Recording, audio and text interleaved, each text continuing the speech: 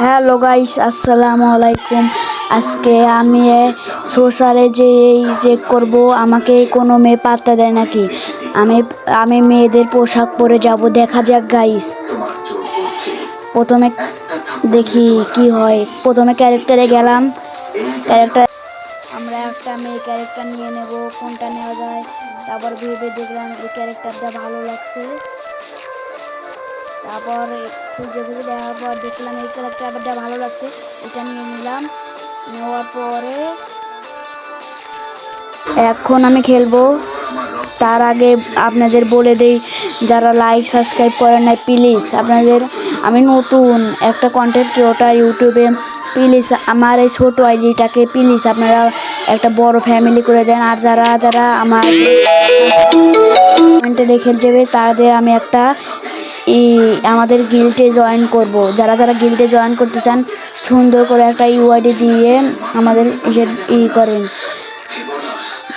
তো চলেন গাইস, বেশি বক না করে আমাদের ভিডিওটা শুরু করা যাক। প্রথমে সোশ্যালে যেয়ে দেখি এখানে অনেক মানুষ আছে। তারপর আমার একটু ফাঁকা জায়গায় গেলাম। ফাঁকা থাকার পর একে ডাকলাম, এ তো শোনে না। তারপর আমার আর এক জায়গায় গেলাম।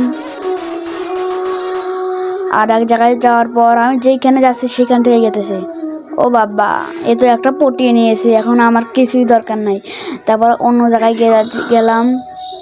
আমার দেখি কেউ পাত্তা দিতেছে না, সবাই এখানে অনেক মেয়ে আছে, অলমোস্ট 12-13টার মতো। আমি ছেলে কেউ বুঝতেই পারছে না। তারপর আমি এখানে একটু গেলাম, আমার একজন লাফ ইমোজি দিয়েছে, মানে মনে হয় ভালোবাসা। ও সে আমাকে ফ্রেন্ড রিকোয়েস্ট পাঠাইছে, আমি ধরে ফেললাম। ধরার এই প্রথমবার কেউ আমার প্রপোজ দিল। আমি যারা টিম আপের কথা বলছিলাম সেও বলল, কিন্তু সো গাইস, আজকে এই ভিডিওটা এই পর্যন্ত। সবাই ভালো